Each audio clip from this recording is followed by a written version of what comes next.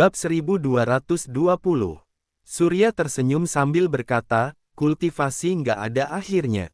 Kita nggak tahu berapa banyak kultivator kuat yang tersembunyi di dunia ini. Mereka mungkin adalah pedagang dan pelayan atau mungkin petapa di pegunungan yang dalam. Aku nggak pernah merasa kalau aku adalah kultivator kuat, apalagi kultivator nomor 1. Kavi tertegun lama sekali, lalu perlahan menyahut, benar, semakin bodoh seseorang, dia akan semakin percaya diri. Pas Surya benar-benar orang yang bijak. Kamu sudah terlalu memujiku, jawab Surya sambil tersenyum. Saat ini, semua orang kaya yang selamat dari bencana menatap Surya dengan penuh semangat dan tidak tahu harus berbuat apa. Rosa menatap orang-orang ini sambil berkata, katakan sesuatu kepada mereka.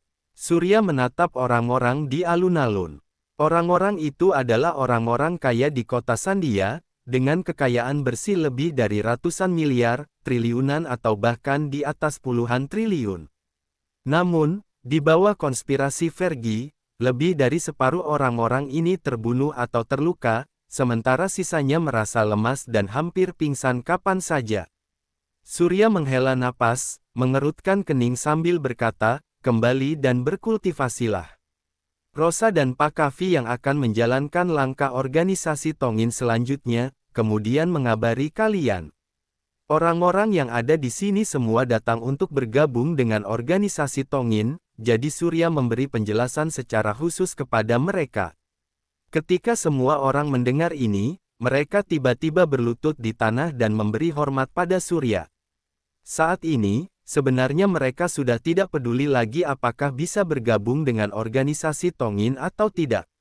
Setelah melewati bencana sebelumnya, mereka lebih ingin pulang ke rumah dan berkumpul kembali bersama keluarga. Mereka bisa kembali ke rumah karena Surya yang membalikkan keadaan, mencegah kedatangan Raja Kiamat dan melenyapkan Vergi. Surya adalah penyelamat mereka. Mereka bersedia memberikan penghormatan kepada Surya dan sangat mengagumi Surya. Setelah semua orang selesai memberi penghormatan, mereka segera beranjak pergi. Sejujurnya, rasa takut di hati mereka belum hilang. Setelah semua orang pergi, Surya melihat ke alun-alun. Mayat tergeletak di mana-mana. Surya menggelengkan kepalanya, kemudian menyadari bahwa masih ada beberapa orang yang belum pergi. Mereka adalah Kathleen dan juga teman-temannya. Namun, dari 5 orang sebelumnya, kini hanya tersisa 3 orang. Kathleen, Ilham dan Elina menatap Surya dengan tatapan kosong. Surya mengerutkan kening, kemudian bertanya, kenapa kalian masih belum pergi? Mereka bertiga gemetar, lalu langsung berbalik dan lari. Bukan karena mereka tidak ingin pergi sekarang. Namun, setelah melihat kekuatan Surya, mereka sangat ketakutan, lalu menunggu keputusan Surya terhadap mereka dan sama sekali tidak berani beranjak pergi. Sekarang setelah mendengar kata-kata Surya, mereka baru berani pergi. Melihat punggung ketiga orang itu, Surya hanya bisa menggelengkan kepalanya. Saat ini, Rosa berkata, ayo pergi ke pusat organisasi Tongin. Ada sesuatu di sana yang kamu minati. Surya mengerutkan kening. Tidak lama kemudian, Surya, Rosa dan Kavi tiba di lantai dasar gedung pusat organisasi Tongin. Pintu lantai dasar ditutup dan dijaga oleh 2 pria bersenjata. Melihat Rosa dan Kavi datang, mereka segera memberi hormat. Rosa menatap Surya sambil memberi penjelasan, ini adalah ruang data organisasi Tongin. Di sini mencatat semua informasi tentang organisasi Tongin dari awal berdiri hingga saat ini. Informasi tentang kedua pendiri juga ada di sini. Jantung Surya berdebar kencang. Di ruang bawah tanah yang sunyi, suara ini terdengar sangat jelas. Rosa hanya bisa menghela napas secara diam-diam. Surya tidak pernah takut pada musuh yang kuat atau bahkan makhluk kuat yang tidak dikenal. Hanya dalam hal ini, Surya tampak sangat khawatir, bahkan tidak berani menghadapinya untuk sementara waktu. Masuk dan lihatlah. Kamu harus menghadapi apapun yang harus kamu hadapi, sahut Rosa perlahan. Surya menarik napas dalam-dalam, kemudian berkata, buka pintunya. Bab 1221. Penjaga itu melirik ke arah Rosa dan Kavi. Rosa dan Kavi berkata secara bersamaan, "Buka pintunya." Penjaga terpaksa membuka pintu yang besarnya sebanding dengan pintu besi bank kelas dunia itu. Pintu terbuka perlahan-lahan di bawah dorongan perangkat hidrolik. Surya melangkah masuk. Rosa berkata, "Aku akan menutup pintu. Hanya kamu yang akan tahu apapun yang ada di dalam." Surya mengangguk dengan punggung menghadap Rosa, lalu berjalan masuk. Rosa memerintahkan penjaga untuk menutup pintu, lalu meminta kedua penjaga itu pergi. Dia dan Kavi yang akan menjaga ruang data itu secara pribadi. Sepertinya kecurigaan Fergie benar, ujar Kavi perlahan. Rosa tersenyum, lalu membalas, "Ya, sebenarnya aku sudah menyadarinya sejak awal. Jadi, Suryalah pemilik sesungguhnya organisasi Tongin. Aku nggak memiliki keberanian sebesar dirimu. Aku benar-benar kagum padamu," kata Kavi. Rosa berkata perlahan, "Di organisasi Tongin, kalau kamu nggak dibutakan oleh uang dan Fergie, kamu sudah bisa dianggap sangat kuat." "Aku masih jauh darimu," kata Kavi. Keduanya terdiam sejenak. Rosa melanjutkan, "Jadi apa rencanamu selanjutnya?" Kavi terdiam untuk waktu yang lama, lalu perlahan berkata, "Kalau Pak Surya mengambil alih organisasi Tongin, aku akan berada di bawah komandonya. Merupakan suatu kehormatan bagiku untuk bisa melayani orang kuat sepertinya," lalu melanjutkan niat awal dari organisasi Tongin. "Tapi bagaimana kalau dia nggak mau mengambil alih organisasi Tongin?" tanya Rosa. Kavi menjawab, "Kalau begitu, sudah waktunya aku pergi. Hari ini aku baru menyadari kalau jalan kultivasiku ternyata masih sangat panjang." Rosa tersenyum simpul, tapi tidak mengatakan apa-apa. Saat ini, Surya sedang berada di ruang data, melihat buku harian yang sudah menguning. Buku harian itu sudah sangat tua, tapi masih tampak utuh. Di halaman pertama, terdapat potret diri seorang pria dan seorang wanita. Potret itu hanya sebuah sketsa sederhana, tapi menggambarkan kedua orang itu dengan sangat jelas. Melihat pria yang tampak tulus dan wanita yang seperti peri itu, Surya bisa melihat bayangan dirinya sendiri di antara wajah mereka. Surya tersenyum seperti seorang anak kecil, tapi air mata yang tidak bisa ditahan pun jatuh membasahi buku harian itu. Surya membolak-balik halaman demi halaman, benar-benar terhanyut di dalamnya. Paruh pertama buku harian itu penuh dengan catatan pertemuan dan kultivasi keduanya. Menurut deskripsi di buku harian, mereka berdua hampir menyapu seluruh Aerovia, bahkan bertarung melawan beberapa kultivator asing papan atas tanpa kalah sekalipun. Di usia yang masih sangat muda, mereka sudah menjadi ahli yang tak tertandingi. Tingkat kultivasi mereka tidak lagi dibatasi berdasarkan tingkatan yang ada saat ini. Paruh kedua adalah tentang penelitian mereka di dunia yang tidak diketahui. Saat membaca bagian itu, Surya mengerutkan keningnya. Surya sangat terkejut dengan catatan acak dan misterius tentang ruang kekacauan, dewa dan juga sumber energi spiritual. Hal itu adalah dunia yang benar-benar baru. Dunia yang tidak dapat dia pahami sama sekali dengan kemampuannya saat ini. Selanjutnya, ada sebuah pesan. Setelah membaca pesan itu, Surya merosot tanpa daya ke lantai sambil mengalirkan air matanya yang deras. Entah sudah berlalu berapa lama, Surya akhirnya bangkit. Dia dengan hati-hati memasukkan buku harian itu ke dalam ruang penyimpanan, lalu berdiri dan mengetuk pintu dari dalam. Begitu pintu terbuka, Surya keluar tanpa menunjukkan ekspresi apapun. Rosa dan Kavi memandang Surya dengan sedikit gugup.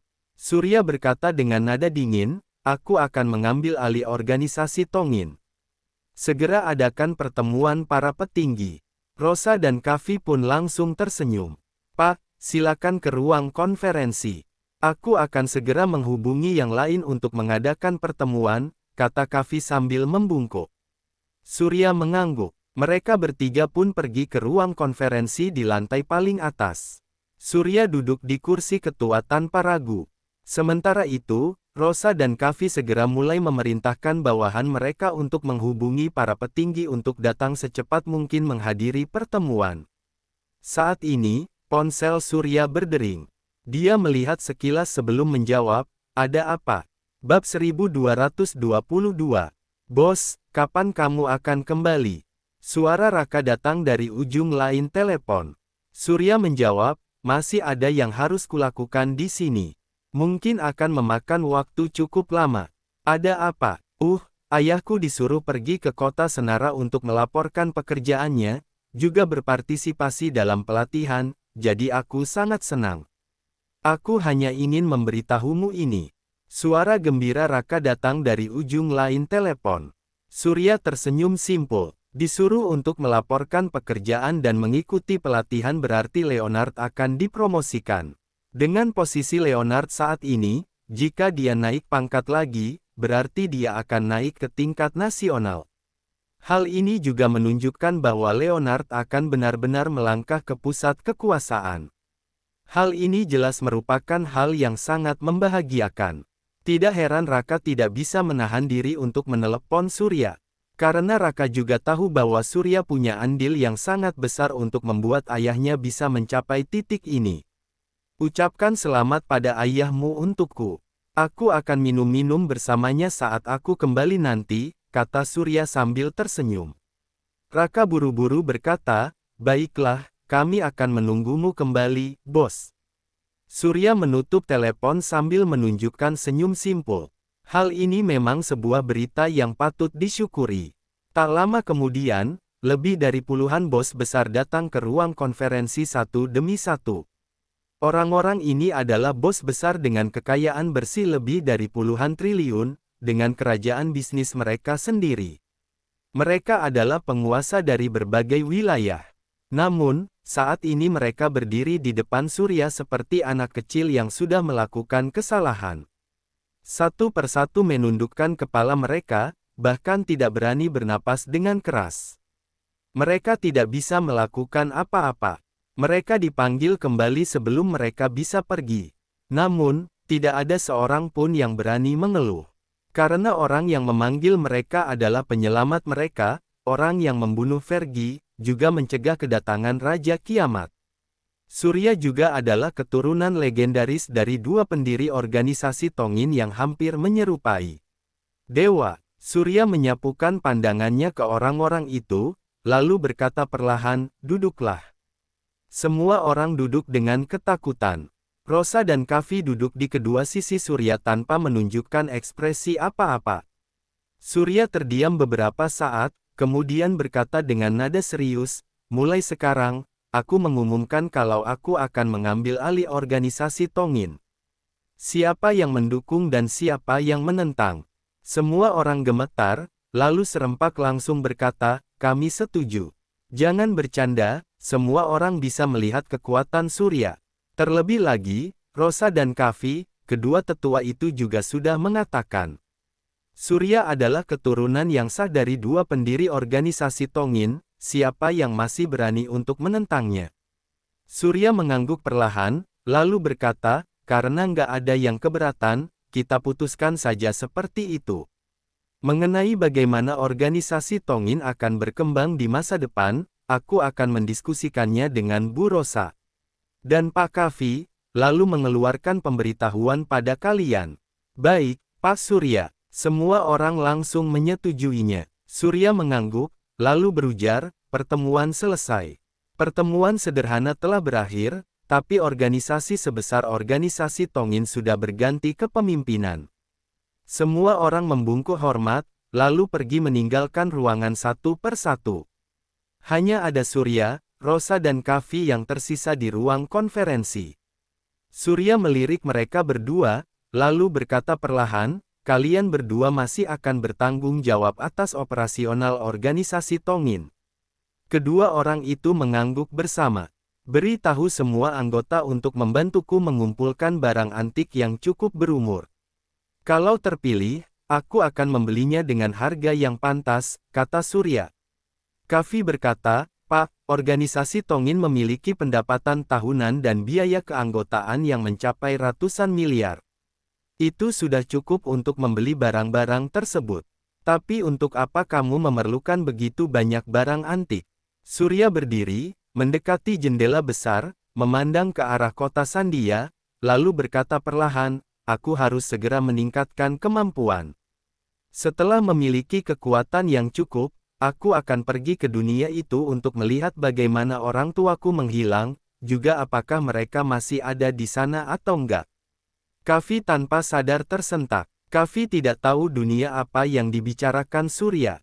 Namun, dengan kekuatan Surya saat ini, dia masih belum bisa pergi ke sana atau lebih tepatnya dia tidak berani pergi ke sana. Hal ini menunjukkan betapa berbahayanya dunia itu. Mendengar itu, Rosa mengerutkan kening sambil berkata, Pak, kamu harus berhati-hati. Bab 1223. Apakah aku kurang berhati-hati? Tanya Surya dengan tenang. Rosa mengerutkan kening sembari berkata, dunia yang kamu bicarakan adalah dunia di mana bahkan orang tuamu yang hebat, Marvin dan Beatrice, nggak bisa kembali. Kamu harusnya sudah tahu kalau mereka adalah kultivator alam raja, sudah melampaui tingkatan manusia biasa. Jadi, kamu harus lebih berhati-hati. Alam raja. Mendengar itu, Kavi tidak bisa menahan keterkejutannya. Jangan khawatir, aku nggak akan mengambil risiko kecuali aku benar-benar yakin, balas Surya. Rosa menghela napas lega, lalu berkata sambil tersenyum, baguslah, aku hanya khawatir organisasi Tongin akan kehilangan pemimpinnya lagi setelah berdiri kembali. Kalau sampai begitu akan sangat disayangkan. Pak, aku akan memberitahukan ini. Aku yakin dengan kekuatan organisasi Tongin, kita akan segera memperoleh hasil, kata Kavi. Surya mengangguk. Saat ini, Rosa berkata, Pak, kamu baru saja mengambil alih organisasi Tongin, ada banyak buku keuangan dan personel yang perlu kamu periksa. Kami akan segera mengarsipnya. Selama periode ini, mohon tinggal di sini. Surya mengangguk setuju. Selanjutnya, Rosa dan Kavi menyibukkan diri dengan pekerjaan mereka. Sementara itu, Surya tinggal di Hotel Mutiara, salah satu properti organisasi Tongin yang terkenal di kota Sandia. Dalam beberapa hari berikutnya, Surya menghabiskan waktu mempelajari informasi organisasi Tongin, teknik operasional, struktur personel dan hal-hal lainnya. Di kota Senara, Leonard memasuki departemen khusus dengan sikap rendah hati. Di ruang konferensi kecil, ada 3 pria tua yang sedang duduk. Semuanya menunjukkan ekspresi yang serius. Setelah Leonard diantarkan masuk, dia membungkuk untuk memberi hormat dengan sangat sopan. Duduklah, kata seorang pria tua. Leonard duduk sesuai instruksi. Kamu sudah menunjukkan kinerja yang baik selama 2 tahun terakhir ini, terutama dalam 1 tahun terakhir. Kamu sudah memecahkan masalah penipuan skala besar di Baruma Utara, juga menyelamatkan 50.000 rekan sebangsa kita, lalu membawa mereka kembali ke dalam negeri. Semua orang sangat menghargai apa yang sudah kamu lakukan. Ini adalah hal yang sudah seharusnya aku lakukan, jawab Leonard dengan rendah hati. Kamu sangat cakap dalam pekerjaanmu, pimpinan tertinggi juga memujimu. Oleh karena itu, kami memintamu untuk melaporkan pekerjaanmu dan mengikuti pelatihan.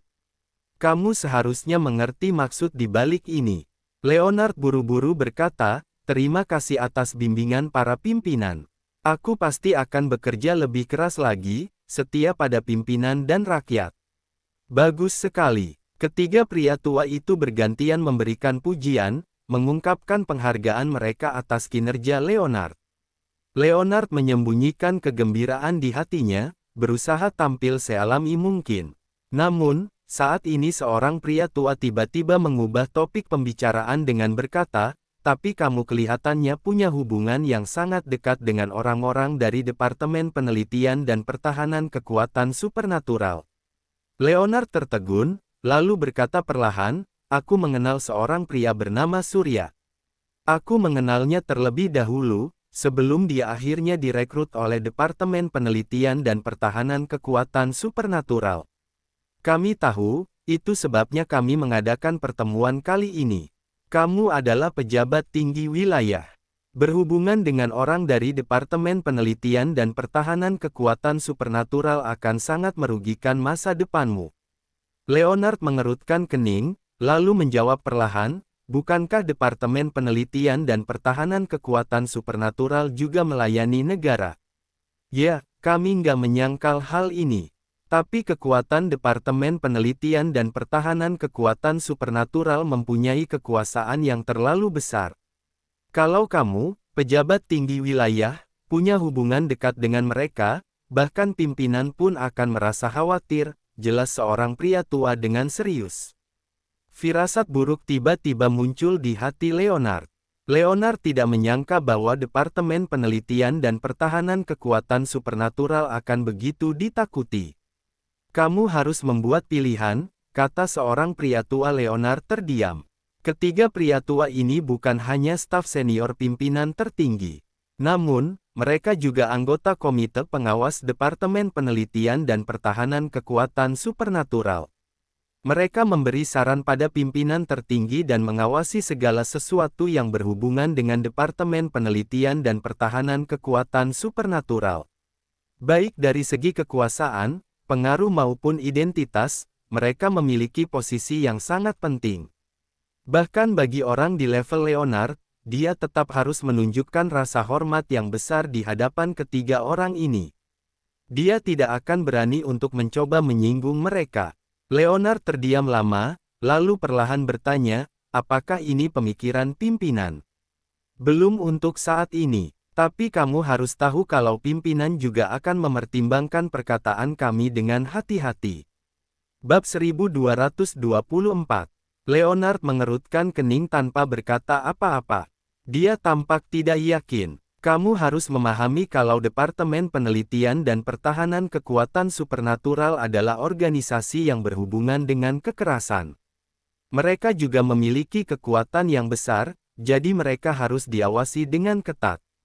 Dengan identitasmu, kamu akan dikritik habis-habisan kalau berhubungan dekat dengan mereka. Saran dari kami ini pasti akan bermanfaat bagimu. Jadi, kamu harus mempertimbangkannya dengan cermat. Leonard bertanya perlahan, apakah aku harus membuat pilihan? Kamu harus memilih. Leonard, nggak semua orang memiliki kesempatan ini. Kenapa kamu harus berhubungan dengan Departemen Penelitian dan Pertahanan Kekuatan Supernatural? Kalau kamu mau mempertahankan hubungan dengan orang dari Departemen Penelitian dan Pertahanan Kekuatan Supernatural, kamu bisa pulang sekarang juga. Leonard tampak terkejut. Sekarang Leonard sudah mengerti semuanya. Jika dia tidak memutuskan hubungan dengan Surya, dia tidak akan memiliki harapan untuk dipromosikan. Ketiganya jelas sekali sedang berusaha menekan kekuatan Departemen Penelitian dan Pertahanan Kekuatan Supernatural. Namun, Surya sudah banyak membantunya. Bagaimana bisa dia tega memutuskan hubungan seperti ini? Leonard, kamu sudah berkecimpung dalam politik selama bertahun-tahun, tapi kamu masih ragu-ragu dalam masalah seperti ini. Aku sedikit meragukan kemampuanmu. Kalau kamu nggak segera bertindak, semuanya malah akan kacau. Leonard terdiam lama, lalu perlahan berkata, aku mengerti. Tolong izinkan aku untuk memikirkannya. Kami beri kamu waktu 1 hari. Leonard berdiri, memberi hormat, lalu berjalan keluar dalam diam. Di waktu senja, Surya keluar dari gedung organisasi Tongin, berjalan menuju hotel sendirian. Struktur organisasi Tongin yang kompleks, banyaknya organisasi personalia dan juga model bisnis yang ada membuat Surya pusing. Surya bahkan ingin menggunakan kesadaran keduanya untuk mempelajari semua hal ini dengan cermat.